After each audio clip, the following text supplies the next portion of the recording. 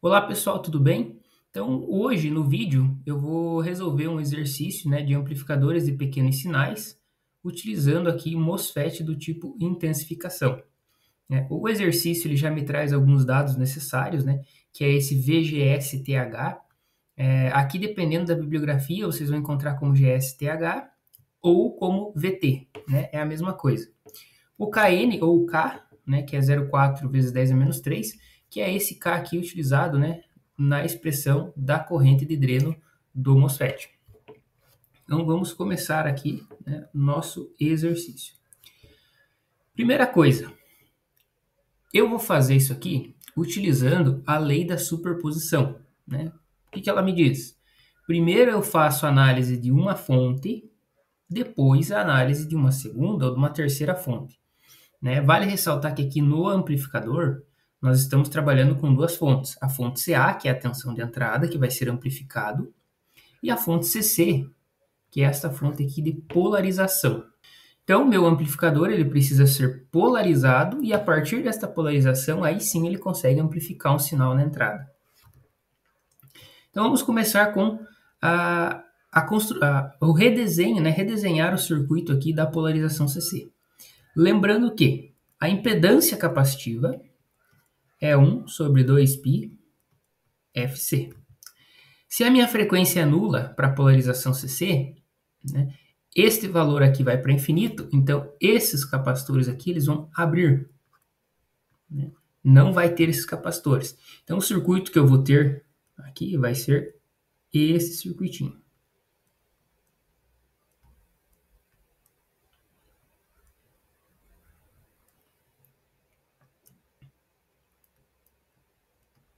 Os 30 volts, aqui 40 mega, 10 mega, 1,2K e 3,3K. Só finalizar o desenho aqui. Bom, então esse é o circuito que eu preciso verificar a polarização CC dele. Posso fazer a análise dessa forma, ou eu posso utilizar os conceitos de Thevenin para que eu consiga pegar este divisor resistivo aqui que está fazendo a polarização, transformar em um circuito um pouco mais fácil de analisar. Então, como que fica isso? Eu tenho um circuito onde eu tenho uma fonte de 30 volts, dois resistores, e eu quero saber fazer a análise neste ponto aqui. Então, eu vou ter aqui os 40 mega e os 10 mega. Esse ponto é o que vai para o gate do meu MOSFET. Então, é esse ponto que eu quero fazer a transformação aqui de Thevenin para encontrar o equivalente. Primeira coisa, tensão de Thevenin. A tensão de Thevenin, ela é a tensão que aparece no ponto onde eu estou analisando. Então, se eu fizer esta malha aqui, vai ficar 30 volts divididos pela soma das duas resistências, que vai dar 50 mega. Quando eu tenho 30 volts divididos por 50 mega, isso aqui é a corrente que passa nesta malha. Só que eu quero saber a tensão nesse ponto. Então, eu preciso multiplicar por 10 mega, que é esta resistência aqui. Então, este vai ser o valor da minha tensão de Thevenin, que vai ficar 30 por 5, 6 volts. Então, esse é o valor da tensão de Thevenin. E qual que é a resistência de Thevenin? Bom, para a resistência de Thevenin, eu curto-circuito esta fonte de tensão. Se fosse fonte de corrente, eu abriria o circuito. Mas nesse caso, eu só curto-circuito porque é a fonte de tensão. E eu vou encontrar qual que é a resistência equivalente que aparece neste ponto aqui. Então, resistência equivalente. Percebam que a resistência equivalente é o paralelo, do 40 com o 10. Por que isso? Vamos redesenhar aqui para ficar bem claro esse conceito. Este outro resistor, ele vai vir parar aqui, ó. Se eu redesenhar ele, aqui virou um curto, então eu vou ter esse desenho aqui de circuito, 10 paralelo com 40. São duas resistências, Paralelo vai ser a multiplicação das duas divididos por a soma das duas. o resultado desta conta tem que dar 8 mega. Então agora eu tenho a minha resistência equivalente de Thevenin e a minha tensão de Thevenin. Posso redesenhar o circuito, né, utilizando os equivalentes. Então eu vou ter aqui uma fonte de 6 volts, uma resistência de Thevenin de 8 mega, vai entrar aqui no meu MOSFET, e o restante do circuito fica exatamente igual, não muda. Lembrando que aqui continua os 30 volts. Aqui é 3,3K e 1,2K. Percebam que esta fonte de 30 volts aqui, né, eu somente redesenhei o circuito para deixar ele dessa forma. Porque aqui, se eu for fazer a análise de malha, fica mais simples eu entender neste formato do que da forma com que estava ali. Mas o circuito continua o mesmo, não mudou nada até agora. Agora, o que eu vou fazer? Eu preciso encontrar a tensão VGS. Então, uma tensão VGS vai aparecer aqui nesse ponto. Lembrando que esta tensão VGS é diferente dessa tensão VGS-TH que o exercício mostra. Esse VGS-TH aqui seria uma tensão linear que precisa ser rompida para que este MOSFET entre em condução. E o VGS que está aqui no circuito é a tensão de polarização. São duas coisas distintas. Então, eu vou fazer esta malha aqui. Então, vai ficar 6 menos 8 mega vezes I, menos VGS, menos 1,2K vezes ID, igual a zero. Por que ID? Porque esta malha aqui é a corrente ID. Ou melhor, deixa eu fazer de forma mais detalhada isso aqui. Esta malha aqui é a malha ID. E essa malha é a malha I. Então, vai ficar I menos ID. Menos não, desculpa, mais. Porque esta corrente está descendo e essa corrente ID também está descendo. Então, as duas vão se somar. Isso aqui dá zero. Esta corrente I, ela é zero. Por quê? Porque existe uma alta impedância na entrada aqui do gate do MOSFET. Se tem uma alta impedância, essa corrente aqui é nula. A gente considera que não existe corrente entrando no gate do MOSFET. Então, essa corrente é zero e esse termo inteiro aqui, zero. E esta corrente aqui também vai ser zero. Então, reescrevendo essa equação, 6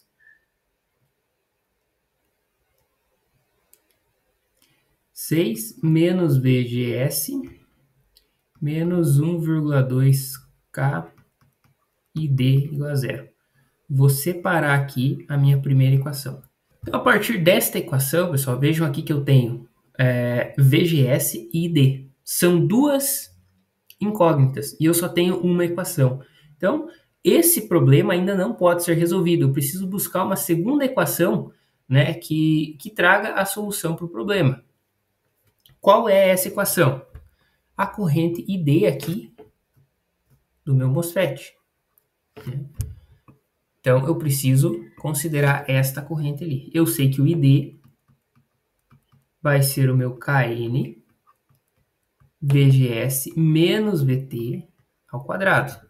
Então, eu já vou escrever isso aqui, né, fazendo esse termo ali ao quadrado.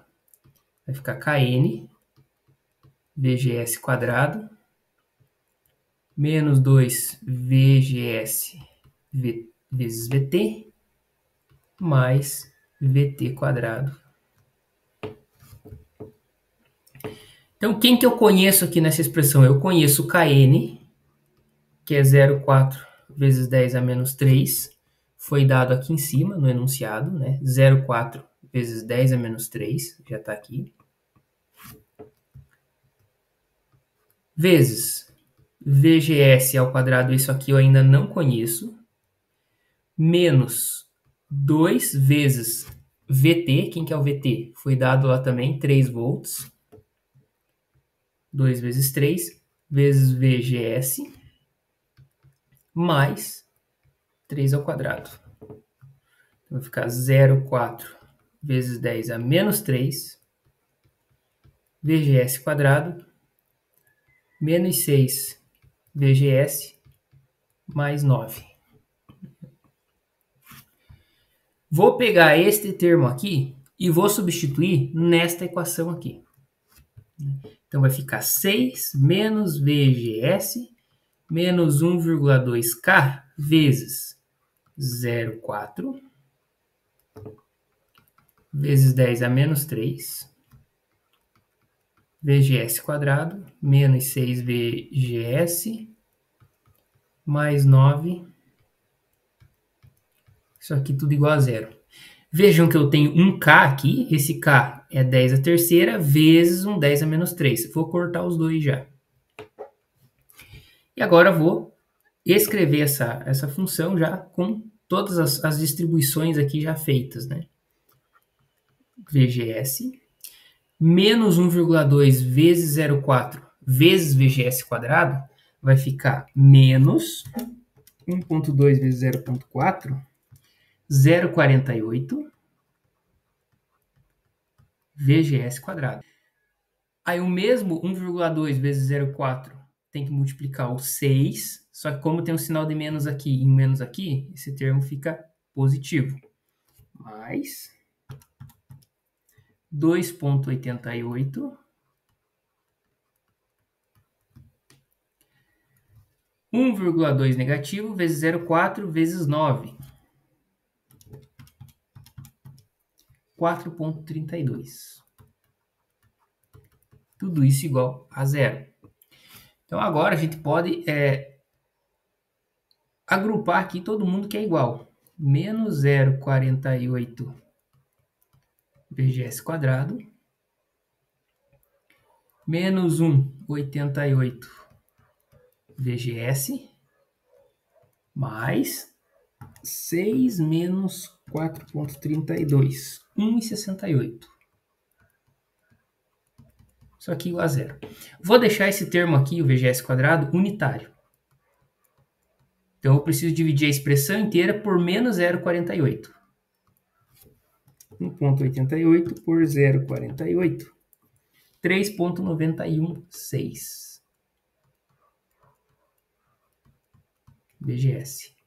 Menos 1,68 divididos por 0,48. 3,5. Isso aqui igual a zero. Então, esta expressão aqui, vejam que eu tenho somente uma incógnita, que é o VGS, porém ele é ao quadrado. Então, eu preciso utilizar Bhaskara para resolver esse problema. Pessoal, então eu acabei já fazendo aqui, aplicando Bhaskara nessa equação. Eu obtive dois resultados, 4,67 menos 0,74. Esse cara aqui eu já jogo fora. Por quê? Porque este VGS, como uma tensão negativa, ele não conseguiu nem romper aquela tensão limiar de 3 volts. Então, automaticamente, eu sei que essa tensão aqui não vai conseguir, né, colocar em condução o meu MOSFET. Então, esta hipótese aqui já pode ser jogada fora. Vou utilizar esse outro valor aqui, de 4,67. Como eu estou fazendo a análise de um amplificador, e eu estou mais interessado no modelo CA dele, né, eu já vou calcular o meu GM. Eu nem vou perder tempo calculando o ID, né? Eu não vou utilizar ele. Então, o meu GM ele vai ser 2K N VGS menos VT. Então, GM é igual a 2 vezes 0,4 vezes 10 a menos 3. O VGS, que é 4,67, é o valor que eu calculei ali em cima, menos 3, que é o VT. Vamos ver quanto que fica isso aqui. 4,67 menos 3 vezes 2 vezes 0,4 vezes 10 elevado a menos 3. Então, o meu GM vai ficar 1,336 vezes 10 a menos 3. Esse, então, vai ficar o valor do meu GM. Agora, o que eu vou fazer? Eu vou construir o modelo CA, né, daquele meu circuito. Lembrando que o modelo CA para o nosso MOSFET, ele vai ser desta forma aqui. Aqui, GM, VGS. Aqui em paralelo eu tenho uma resistência RD. Aqui vai ser o meu dreno.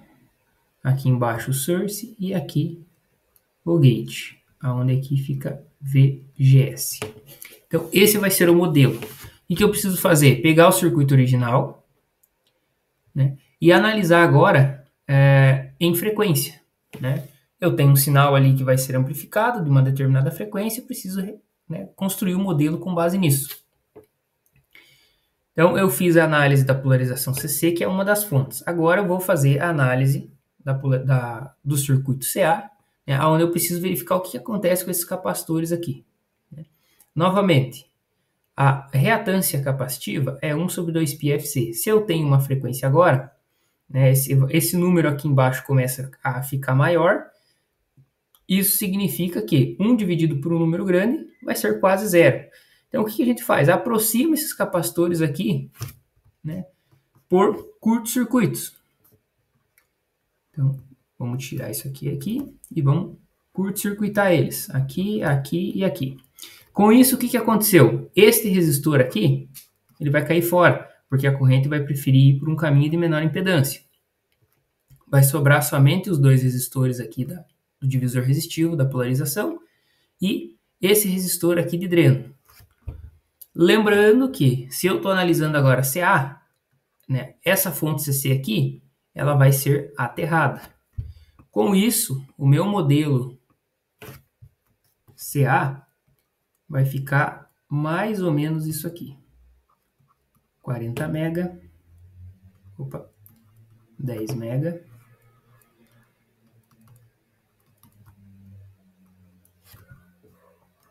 aqui mais e menos VGS,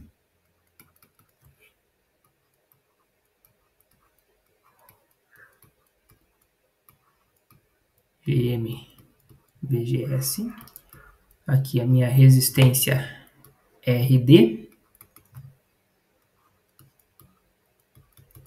e aqui 3,3K. Deixa eu só verificar se eu não esqueci de nada.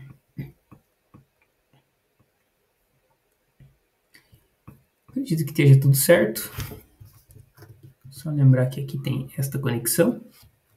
Pronto. Então aqui vai ser o meu dreno, meu source e meu gate.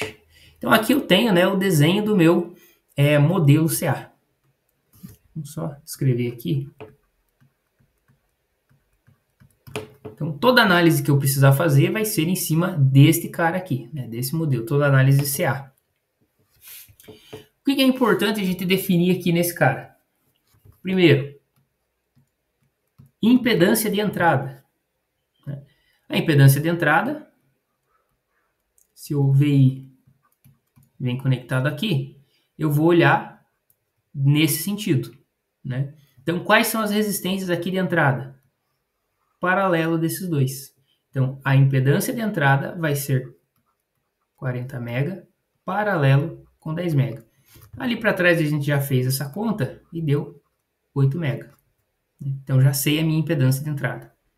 Segundo ponto, vou olhar daqui para lá agora. Para quê? Para determinar qual que é a minha impedância de saída. Impedância de saída. Se eu olhar aqui, eu tenho uma resistência de 33K e uma resistência RD. Então, vai ser RD paralelo com 3,3K. Como o exercício aqui ele não me traz nenhum valor para o RD, eu posso estar considerando esse RD aqui como um valor infinito. Se eu colocar em paralelo uma resistência de 3,3 com um valor próximo de infinito, ZO é 3,3K. Vamos supor que esse meu RD aqui, sei lá, seja uma resistência de 30K. Aí eu vou fazer a conta, né? Vai ficar 3,3K paralelo com 30K. Então essa seria daí a minha impedância. Como aqui não foi falado nenhum valor, eu vou estar considerando que o RD aqui é infinito, então a minha impedância de saída é o próprio 3.3K. Segundo ponto, a gente precisa determinar qual que é o ganho dessa estrutura, o ganho CA. O ganho ele vai vir da tensão VO dividido pela tensão VI. Né? Quem que é o meu VO? Vamos lá, eu tenho uma corrente que vem neste ponto aqui, que ela é GM-VGS, né? Ela está descendo. Então, esta corrente, ela passa por RD, né? Um pouco vem por RD e um outro tanto vem pela 3.3.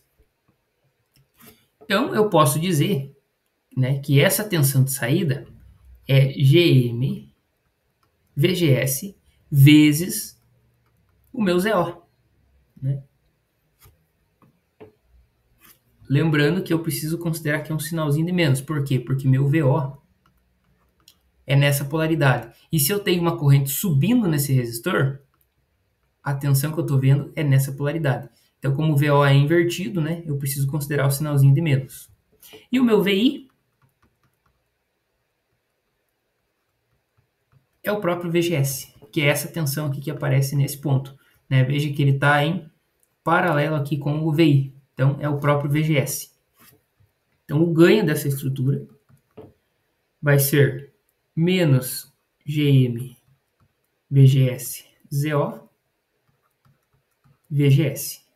Então, VGS com VGS vai cortar, menos GM ZO. Menos, qual que é o valor do GM? Vamos ver, olhar lá para cima, 1.336 10 a menos 3. 1.336 vezes 10 a menos 3. Vezes o meu ZO, que é 3,3K. Vamos ver quanto que dá isso. 3.300 vezes 1.336 vezes 10 elevado a menos 3. Então, o ganho da minha estrutura é 4,40. Isso significa o quê? Vamos supor que eu tenho uma tensão de entrada de 2 volts. Então, o meu VO vai ser o ganho vezes VI. Qual que é o ganho? Opa, desculpa, eu esqueci do sinalzinho de menos aqui. O ganho é menos 4,4 vezes 2, que vai dar menos 8,8. Esse vai ser o valor da tensão de saída. Por que tem esse sinal de menos? Isso significa que o sinal vai estar invertido. Né? Se eu ponho esta senoide aqui na entrada, a minha saída vai ser uma senoide invertida. Né? Por isso que tem esse sinal de menos. Então, isso a gente diz que o nosso amplificador ele é um amplificador inversor. Né? Ou ele ocasiona uma defasagem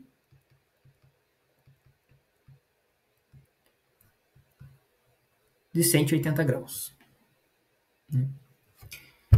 Pessoal, esse era o exercício, espero que tenha ficado claro. Qualquer dúvida, estou à disposição.